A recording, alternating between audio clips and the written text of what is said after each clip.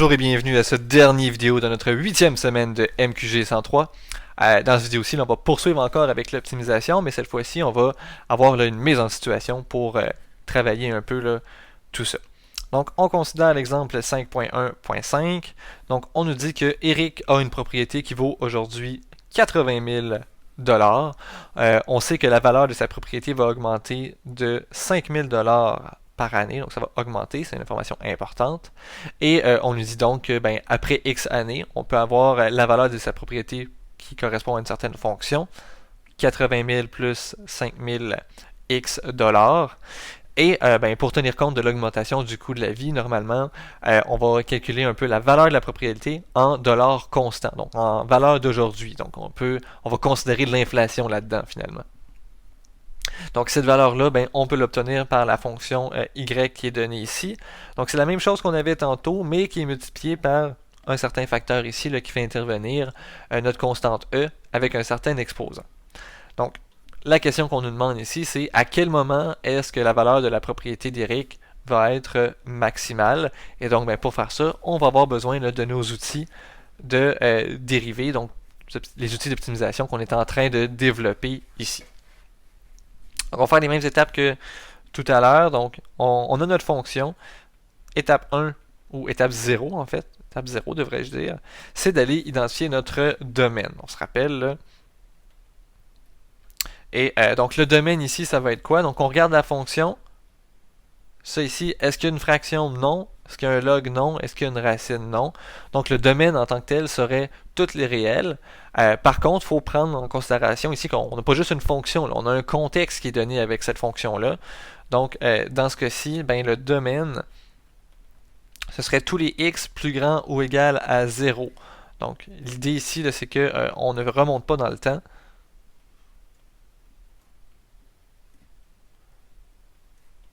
Donc, si on sait que Eric a acheté cette maison-là aujourd'hui, en fait, elle a une certaine valeur aujourd'hui, on ne veut pas savoir si le maximum était v'là 3 ans. On veut savoir, à partir d'aujourd'hui, quand est-ce que sa maison va avoir une valeur maximum. Donc, c'est pour ça qu'on va se restreindre vraiment au x plus grand ou égal à 0. Donc, on part d'aujourd'hui et on avance, on ne veut pas reculer. Donc, ça, c'est l'étape 0. Ensuite, on va regarder l'étape 1. Donc, l'étape 1, c'est d'aller prendre la dérivée de la fonction.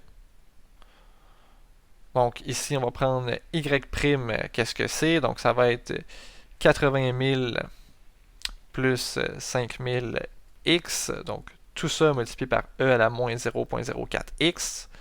Et on veut la dérivée de tout ça. Donc on le voit ici, là, c'est une dérivée avec une multiplication. Donc on a un premier bloc u ici. On a notre deuxième bloc v là.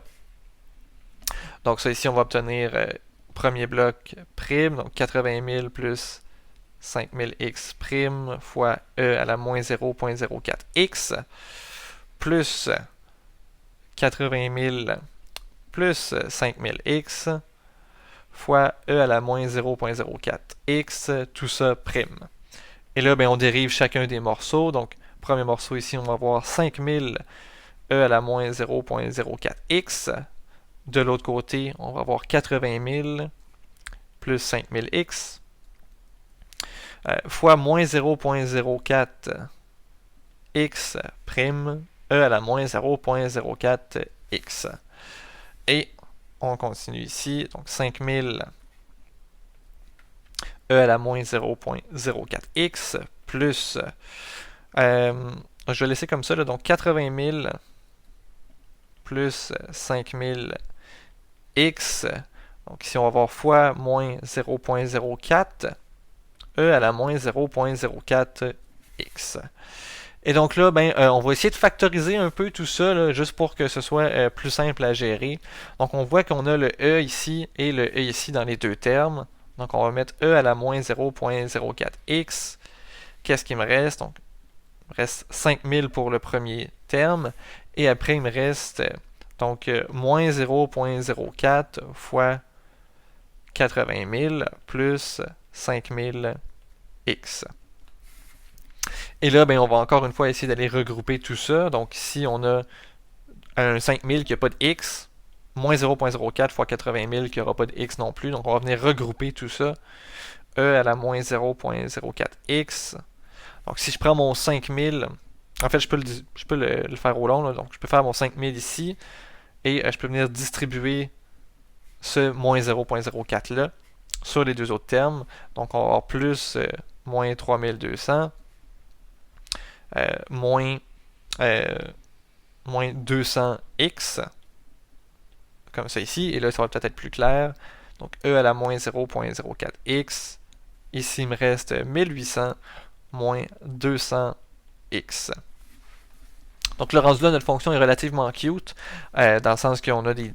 C'est assez simplifié, là. On a notre e qui est sorti ici, puis à l'intérieur, ben, on a soit des x, soit pas de x, donc ça va être satisfaisant, on va pouvoir continuer à partir de là. Donc ça, c'était notre dérivée, et après l'étape de la dérivée, l'étape 2, c'est d'aller calculer nos valeurs critiques. Donc, valeurs critiques. Pour les valeurs critiques, qu'est-ce qu'on veut faire? On veut savoir quand est-ce que notre dérivée, donc quand est-ce que y' est égal à 0. Donc là, ici, on l'a bien exprimé. En haut, là, on l'a exprimé sous forme de facteur, notre dérivée. Donc ça va être soit le premier bloc est égal à 0, soit le deuxième bloc est égal à 0. C'est déjà une approche qu'on a faite. Donc y' va être égal à 0 si e à la moins 0.04x est égal à 0, ou si 1800 moins 200x est égal à 0. Donc, on va partir de ça. Donc, première équation ici, on va aller la transformer en logarithme. On se rappelle là, que les équations exponentielles, on peut toujours aller les transformer en logarithme. Donc, ça ici, on obtient moins 0.04x qui serait égal à ln de 0. Et ben ça ici, c'est absolument impossible parce que ln de 0, ça n'existe pas. Donc ça ici, ça n'arrivera jamais. Donc ça veut dire que ce bloc-là ne peut jamais être égal à 0. Donc ça ici, c'est réglé. Deuxième cas ici, donc, où si 1800 serait égal à 200x. Donc ça revient à dire si ici, le 1800, si je le divise par 200, je vais obtenir si 9 est égal à x. Donc, ma seule valeur critique qui serait x est égal à 9 ici. Donc, à partir de ça, on va pouvoir faire notre dernière étape, qui est l'étape du tableau. Donc, étape 3, tableau.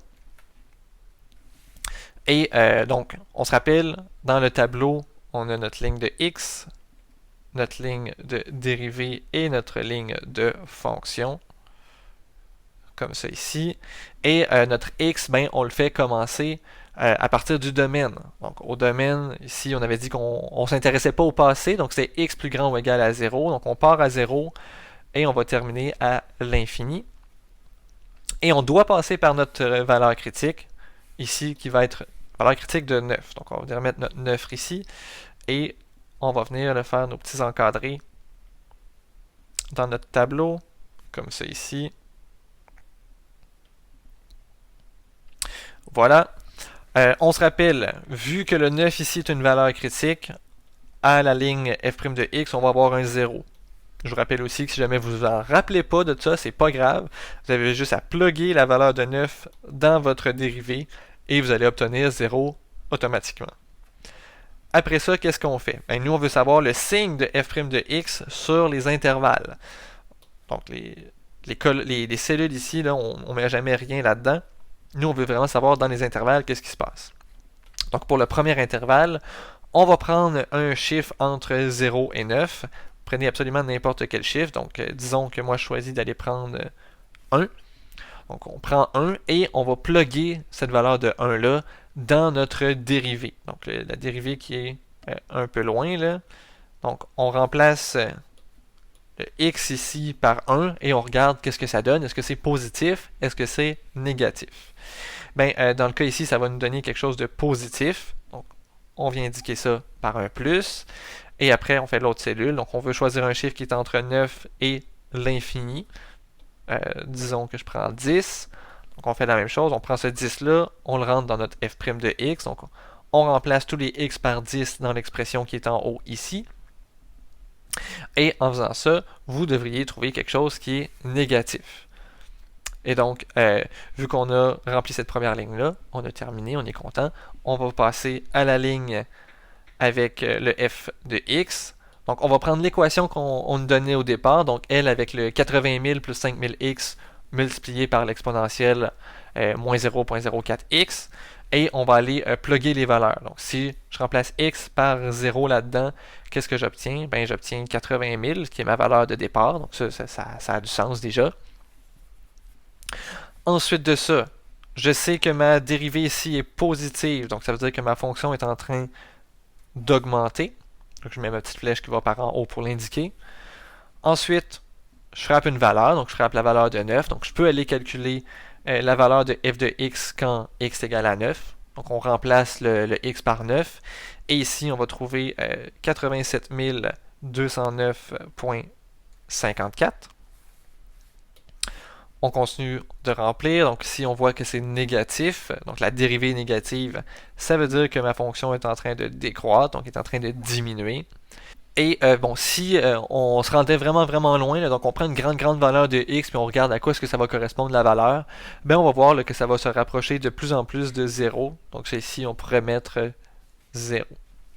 Donc qu'est-ce qu'on voit? Ben, on voit là, que notre fonction elle semble partir à 80 000. Donc en fait, elle part à 80 000, elle ne fait pas juste sembler de. Donc elle part ici, donc disons à 80 000. Donc, elle augmente jusqu'à 9 à 87 000, puis après ça, elle baisse jusqu'à éventuellement là, être tout le temps à 0, comme ça ici. Donc, si on se ramène à la question de départ, la question nous demandait quand est-ce qu'on va avoir la valeur maximum pour la valeur là, de la maison de Eric. Ben, on l'a ici, là, on a trouvé que on sait que c'est un maximum, ce point-là, à cause qu'on a une augmentation puis une diminution comme ça. Quand on a une forme comme ça ici, ça implique un maximum en plein milieu. Mais là, étant donné qu'on sait qu'à gauche, on part à 80 000, puis qu'à droite, on va être à 0, on ne va jamais augmenter plus que ça, bien ici, là, on a un maximum qui est absolu. Donc, c'est la réponse à la question. On va fournir une réponse toute cute ici en disant que la valeur de la propriété sera maximale après 9 années avec une valeur maximale «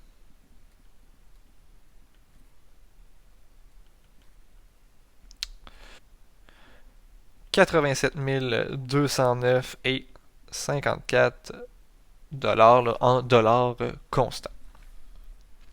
Donc, ça fait le tour pour qu'est-ce qu'on avait à voir cette semaine. Là. Donc, je vous invite à faire des exercices là-dessus, à vous habituer là, avec les 4 étapes, à vous habituer avec le tableau, comment le remplir, comment ne pas être mêlé, comment bien identifier qu'on a un maximum, qui soit relatif ou absolu. Donc, vraiment le jouer avec tout ça. Et ben, je vous rappelle que c'est hyper important de rire à chacune de vos journées. J'espère que vous allez avoir passé une excellente journée et on se revoit la semaine prochaine. Ciao!